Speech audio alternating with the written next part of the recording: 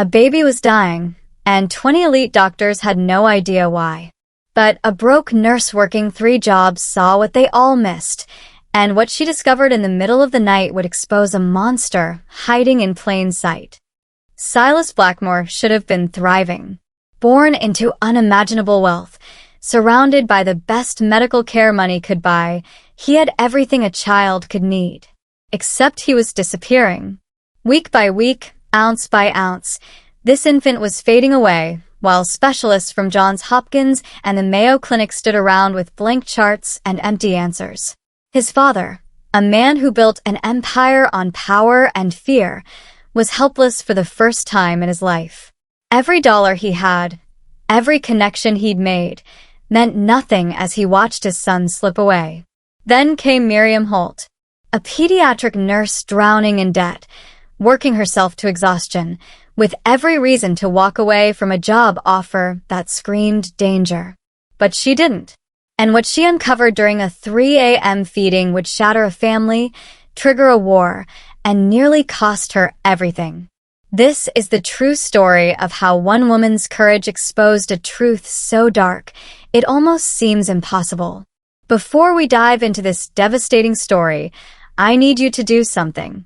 If you believe in everyday heroes, the nurses, the teachers, the people society overlooks but who change lives every single day, hit that like button right now. And here's the thing. Unlike every other subscription in your life, this one is free. So subscribe and turn on notifications because we share stories like this that prove courage doesn't come with a price tag. It comes from the heart. Now, drop a comment and tell us, what city are you watching from? Let's build a community of people who believe the truth matters more than power. Alright, now let's step into Miriam's world and see how an ordinary night shift nurse became the only person standing between an innocent child and a mother's deadly obsession. Julian Blackmoor had learned what power could buy by the time he was 18. It could buy silence, loyalty, fear. It could buy a city that bent before his name.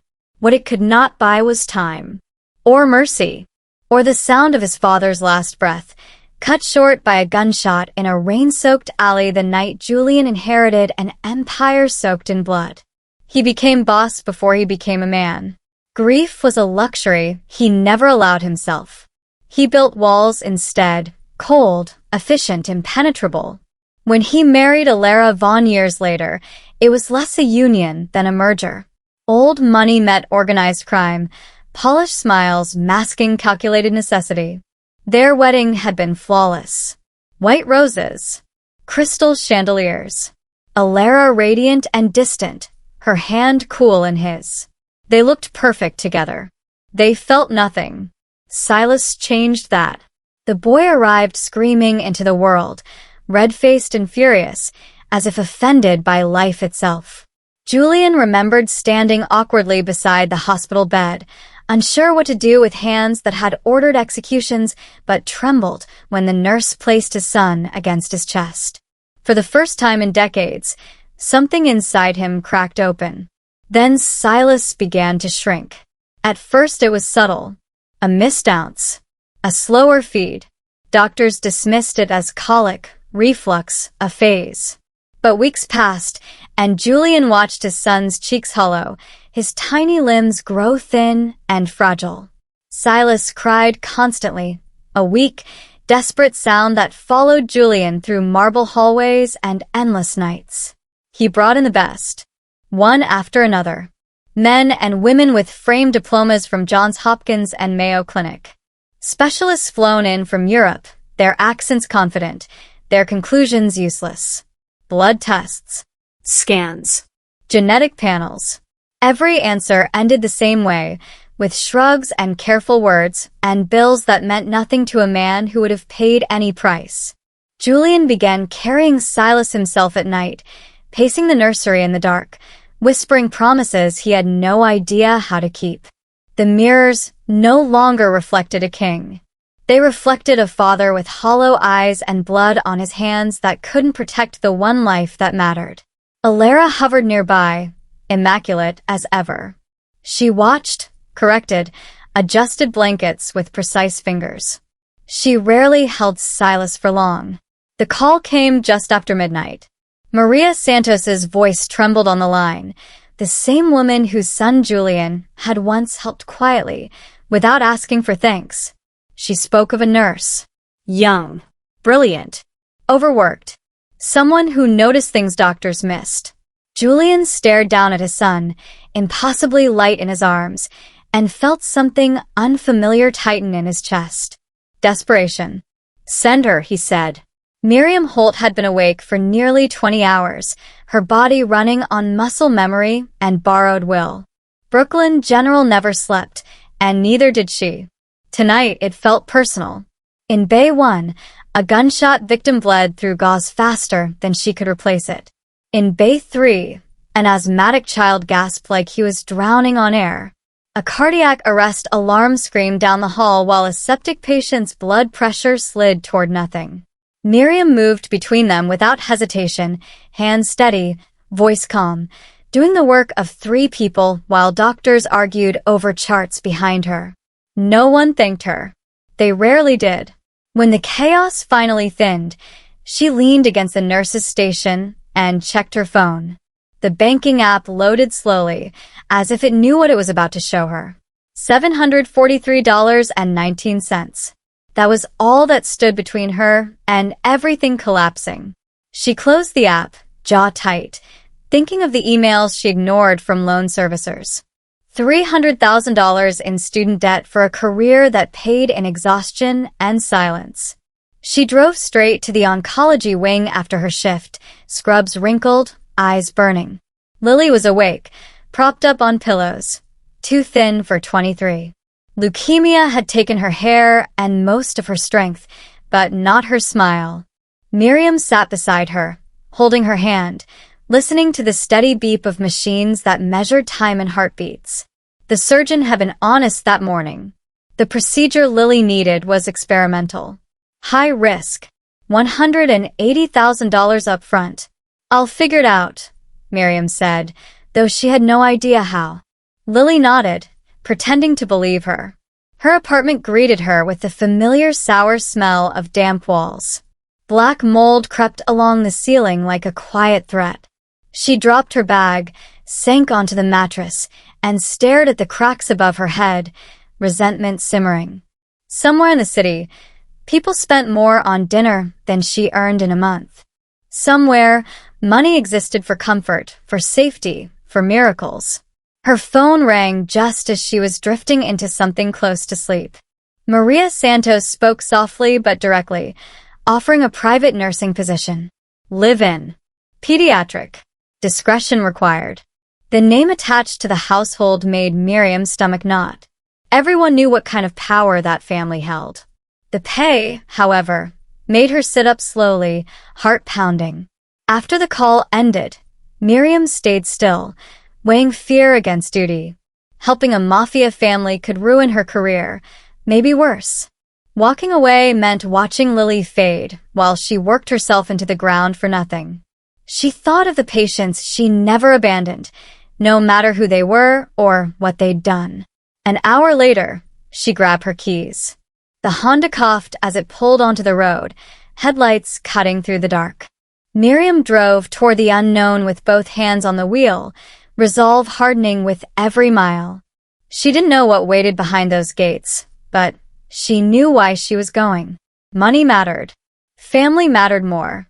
And if helping meant risking herself, she would do it anyway. The Blackmoor mansion announced itself long before Miriam reached the front door. Iron gates slid open without a sound, swallowing her battered Honda into a world of stone, glass, and controlled silence.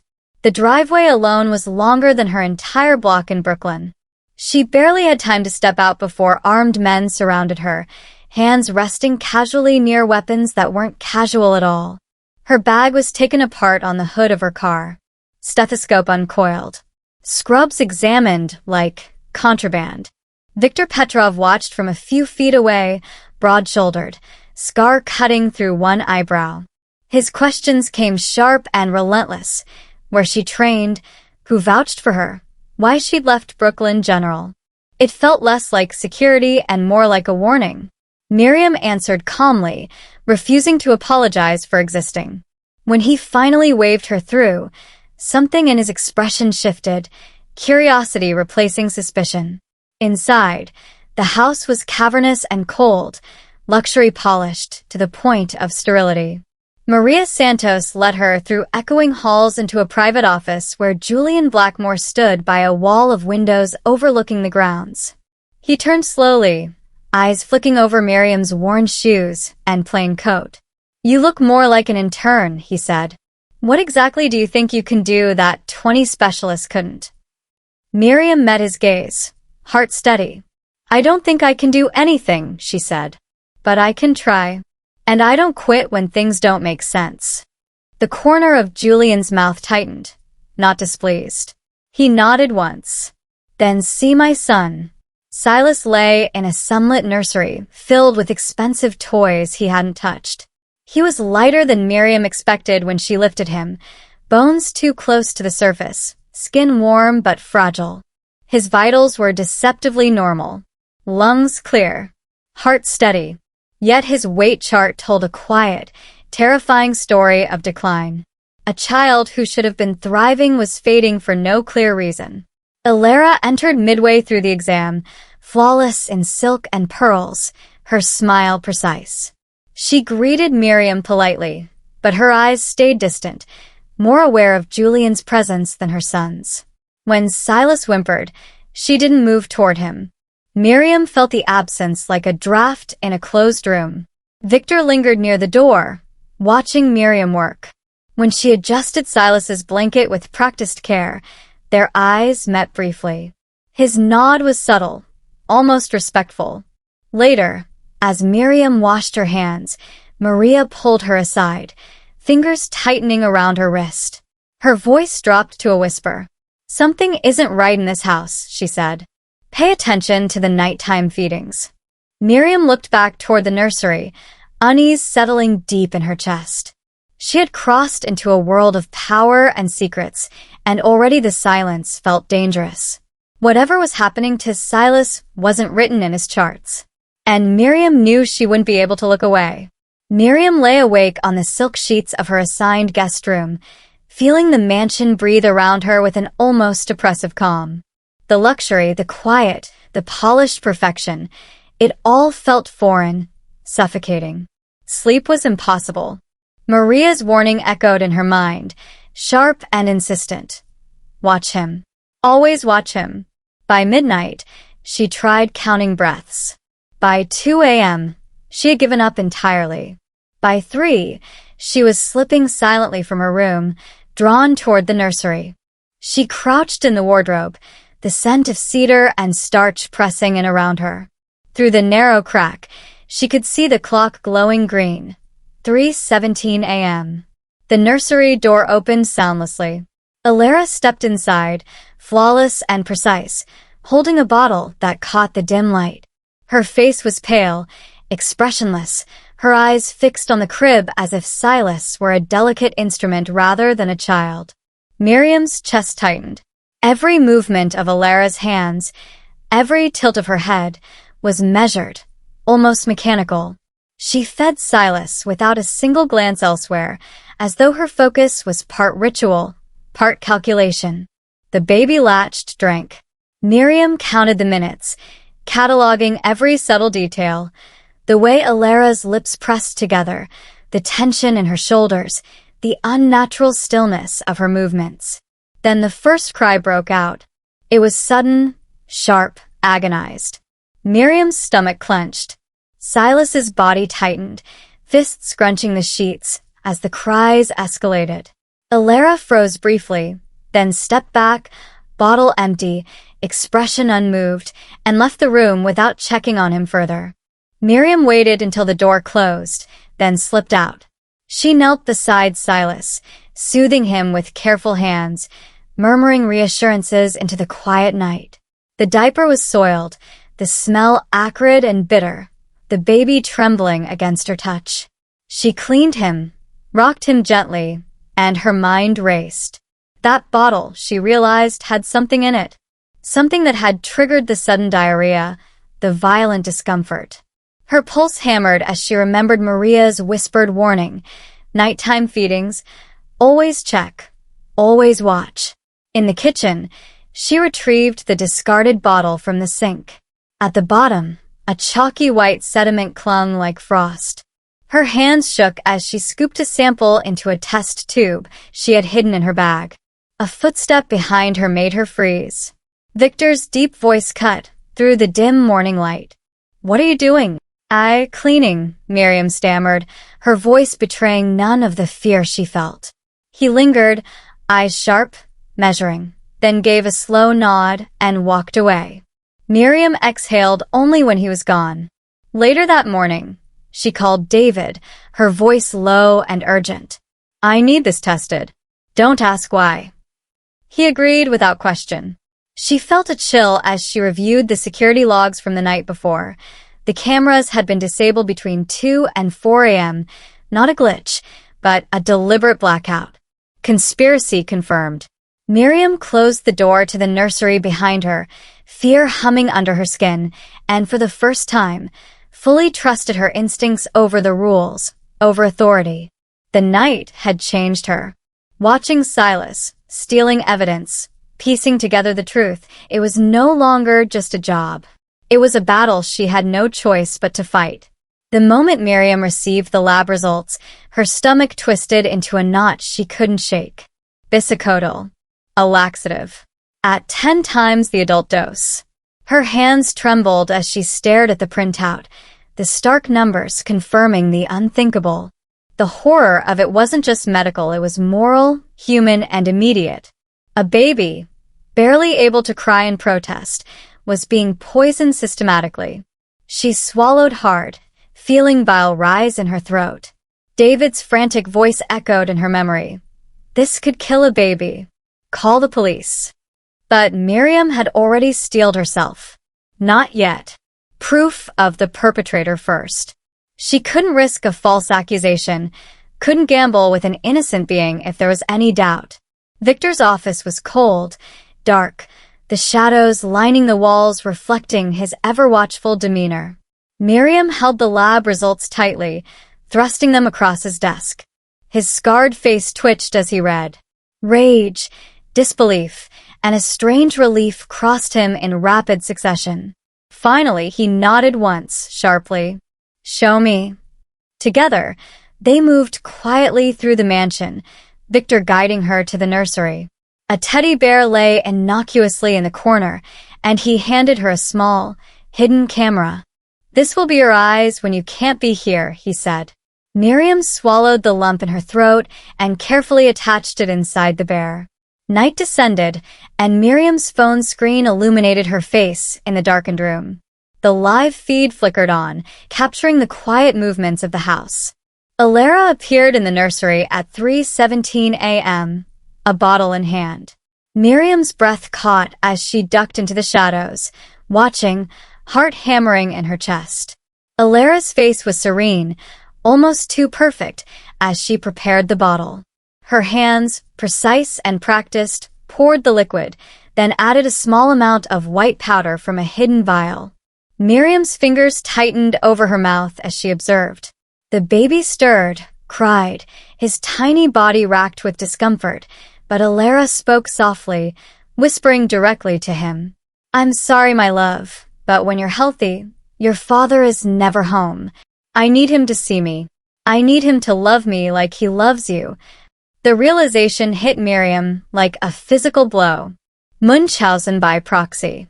The careful, obsessive, manipulative care disguised as love. It was horrifying, brilliant in its cruelty, and entirely deliberate. She felt the weight of the situation pressing down. She was now a witness, a potential threat, and dangerously exposed. As the feed continued, Miriam shook, crying silently while her phone recorded every moment. Victor's words earlier reverberated. "We protect him, no matter what." Miriam knew he now aligned his loyalty with the child, not the mother. Every action she had taken, every risk she had assumed, was justified. The night stretched, minutes elongating into what felt like hours, until the camera finally captured enough evidence to unequivocally prove Alara's actions. Miriam exhaled shakily, knowing the next steps could put her directly in the path of danger. But now, she had proof. Pause for just a second. What Miriam is about to do next required more courage than most of us will ever need in our entire lives.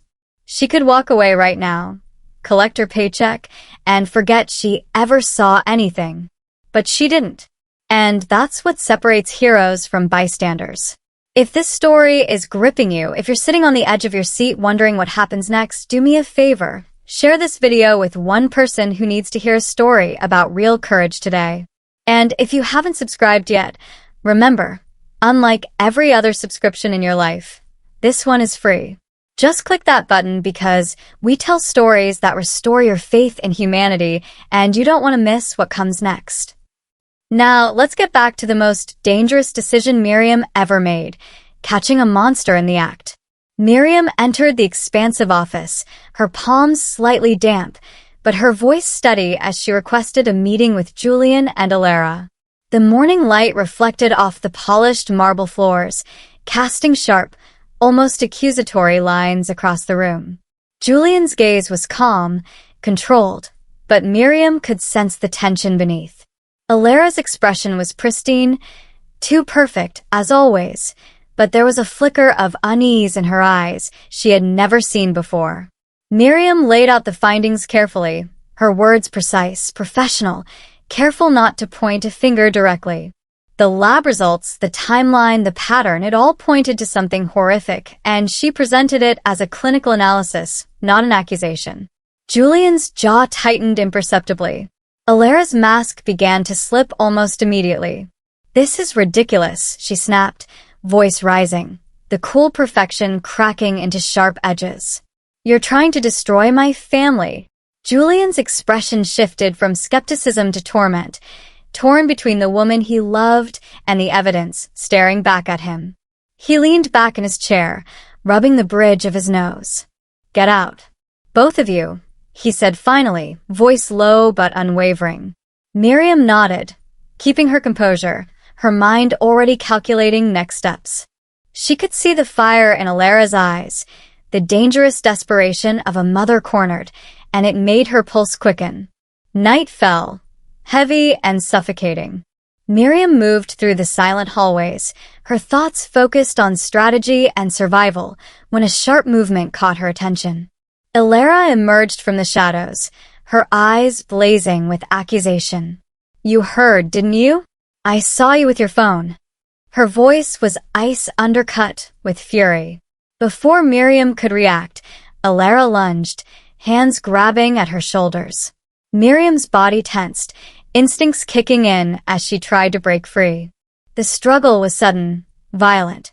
Alara stronger than she appeared, fueled by panic and obsession. Miriam twisted, shoved, anything to create space, but Alara's grip was relentless.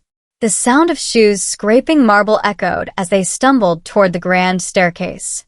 Time seemed to slow. Miriam's foot slipped on the polished steps, and before she could regain balance, Alara shoved her. Miriam's body hit the railing, her head striking the marble floor with a sickening crack. Pain exploded behind her eyes, stars blooming in the darkness as her body slid down the stairs. Each impact resonated through her bones. Victor's boots pounded behind her, urgent and unwavering, as he rounded the corner and saw her lying unconscious, blood pooling beneath her. He dropped to his knees beside her, checking her pulse while grabbing her phone.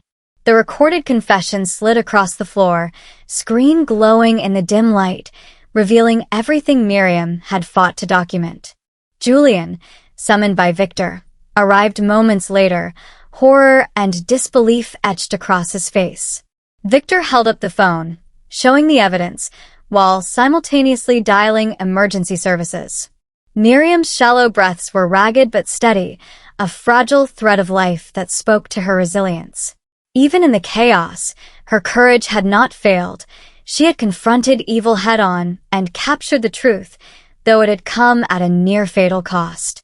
The room was a storm of blood, rage, and shock, the opulence of the mansion a sharp contrast to the violence that had erupted within it. And in that moment, the stakes had never been higher. Miriam's life hung by a thread, Alara's desperation had revealed itself fully, and Julian's paralysis forced him to face a reality he could no longer ignore. Miriam's eyes fluttered open, the harsh white of the hospital lights stabbing at her vision. A dull, persistent pain throbbed in her arm, and a fog of confusion clouded her mind. She blinked against the haze, trying to make sense of the world around her. Tubes and monitors surrounded her, each beep a reminder of how close she had come to death. She couldn't remember if her evidence had reached anyone, if Silas was safe, or if she had failed entirely. The door opened quietly, and Julian stepped in, his usual commanding presence replaced with vulnerability.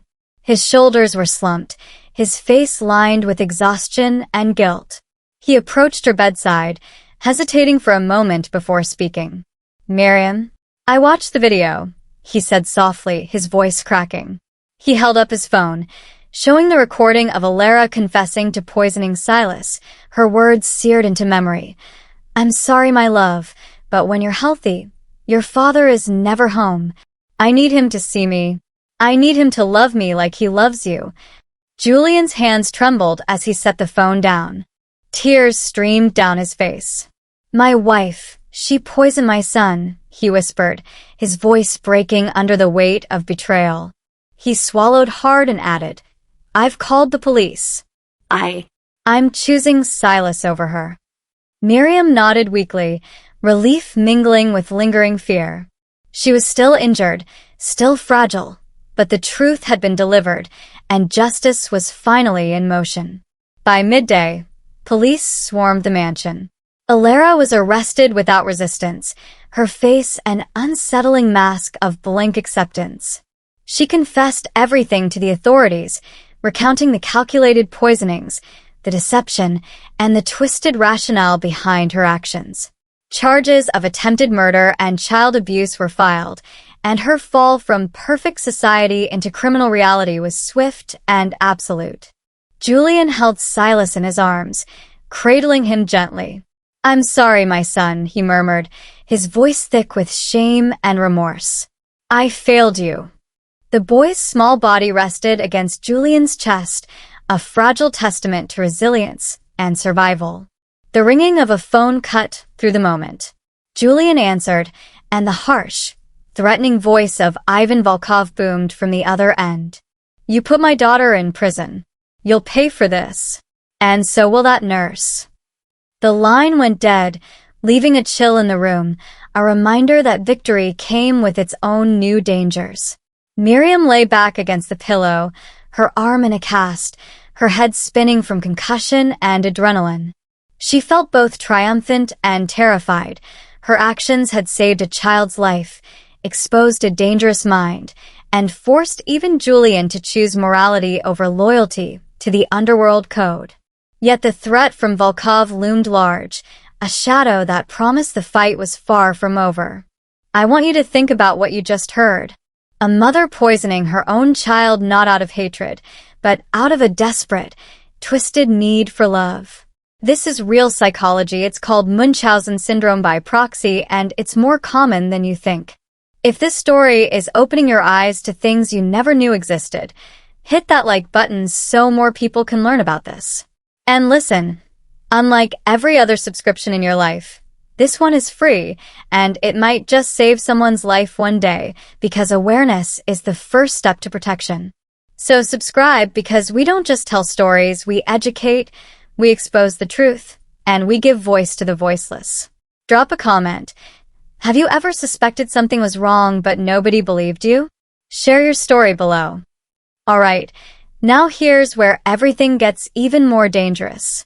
Because Alara is about to discover that someone has been watching her all along. Miriam stepped out of the hospital, her casted arm heavy and her body still trembling from the adrenaline of the past weeks. The cool air of the city brushed against her face, but the sunlight felt foreign after days confined to a sterile room. She carried a quiet hope in her chest as she thought of Silas. 2 weeks of proper care, nutrition, and vigilance had worked miracles. When she had visited him that morning, he had laughed, pure, unguarded laughter, his small hands clapping in delight as he played in the nursery. That sound, innocent and bright, was a balm to the wounds she still carried. Julian had insisted on assigning Victor to watch over her constantly, a silent sentinel to ensure nothing more could threaten her life. Miriam had refused, shaking her head firmly. "I don't need protection. I need to get back to work," she said, her voice steadier than she felt. But even as she spoke, she sensed the underlying danger had not been erased. 3 days later, the unthinkable happened. The hospital parking lot was empty, save for the black van parked too close to her car. Before she could react, a cloth pressed against her face, and the world dissolved into darkness. Miriam woke tied to a chair in a dimly lit warehouse. Her head throbbed, and the cold floor beneath her feet reminded her she was alone and vulnerable. Ivan Volkov stood before her, a towering figure of menace, his expression carved from stone. "You destroyed my family," he growled, pacing slowly. "Now I'll destroy you." He leaned close, his breath smelling faintly of cigar smoke. "Call Julian. Make him free, Alara. Or this ends differently for you." Miriam's lips curled with defiance, blood mingling with spit as she spat toward him. "I won't help you free a child abuser." Every nerve in her body screamed to survive, to resist, and she clung to her moral compass with an iron grip, refusing to compromise even under torture. Meanwhile, Victor had discovered her absence almost immediately.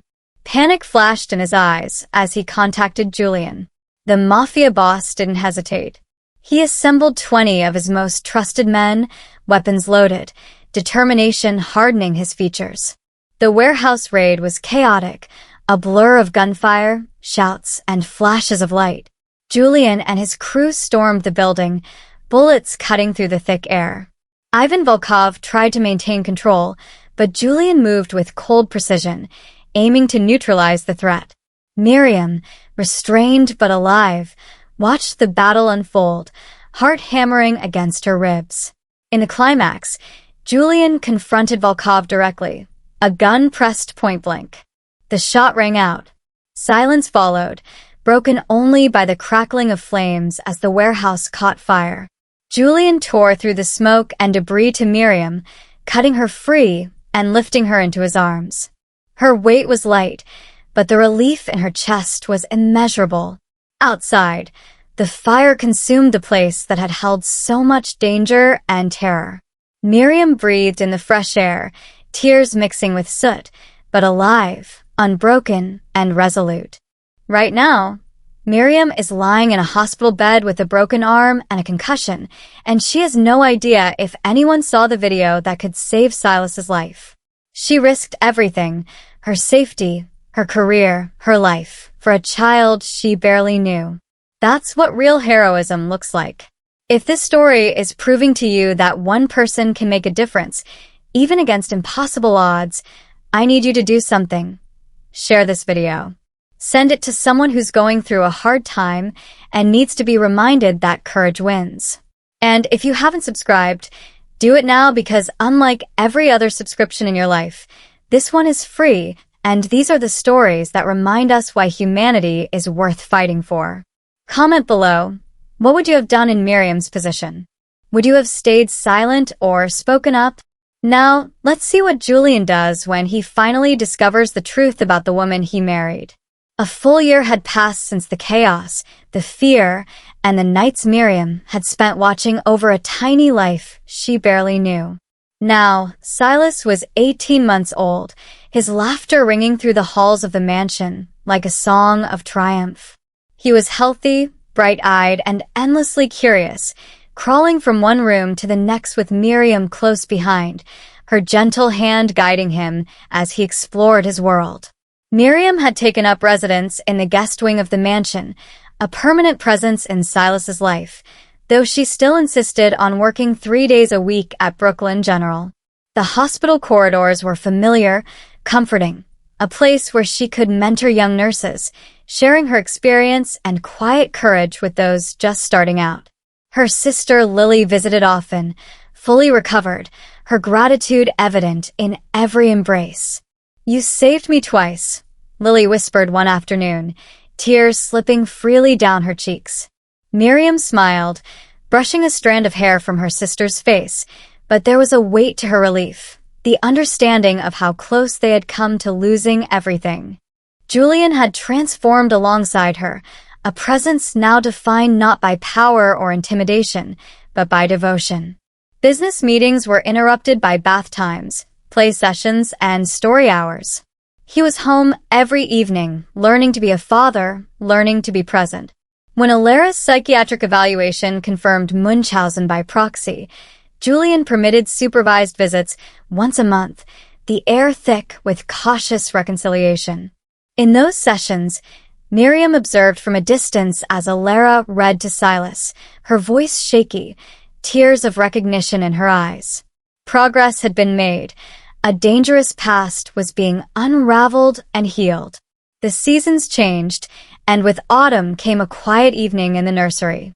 Miriam watched Silas giggle as he crawled across the rug, books stacked beside him. Julian entered silently, leaning against the doorway, his gaze soft and unguarded. He knelt on one knee, holding Miriam's hands in his. "You saved my son. You saved me. Let me spend my life loving you," he said, the words simple, heartfelt, and irrevocable. Miriam felt a surge of warmth, the culmination of every trial, every sleepless night, every confrontation with darkness. She nodded, her voice catching with emotion. "Yes," she whispered. That night, as the moonlight spilled into the nursery, Miriam read to Silas, his small fingers tracing the edges of the pages. Julian stood in the doorway, watching them, a silent guardian of the family they had rebuilt together.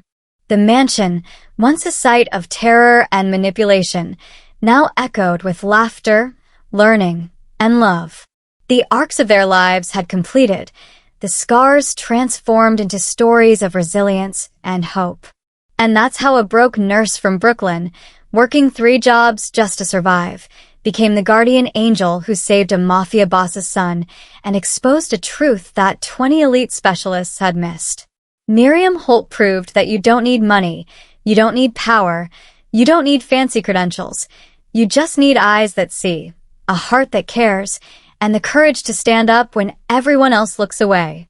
If this story moved you, if it made you believe again that good can triumph over evil, that truth is stronger than power, that everyday people can be heroes, then I need you to do 3 things right now. First, smash that like button. Let's get this story to 1 million people who need to hear it. Second, subscribe to this channel because unlike every other subscription in your life, this one is free. And we don't just tell stories, we tell truths that the world needs to hear. Stories about courage, redemption, justice, and love. Click subscribe and turn on all notifications so you never miss the next story that could change how you see the world. Third, share this video. Send it to your family group chat. Post it on your Facebook. Tweet it. TikTok it. Because someone in your life right now needs to hear that they matter, that their voice counts, that they can make a difference even when they feel powerless. Be the person who gives them that hope today. And here's what I want you to do in the comments.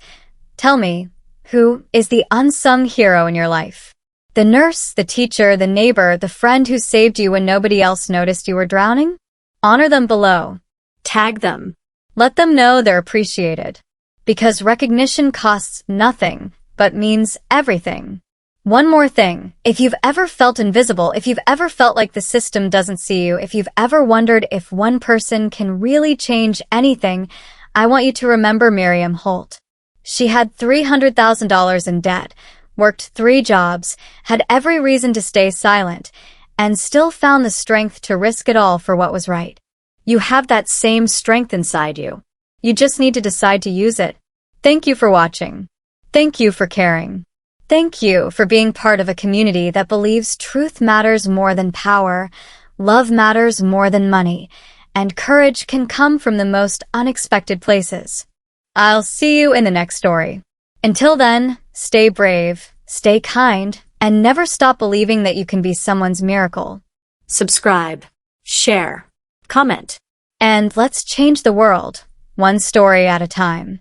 This is the story of how a guardian angel arrived without wings, just a stethoscope, dark circles under her eyes, and an unbreakable will to save an innocent life.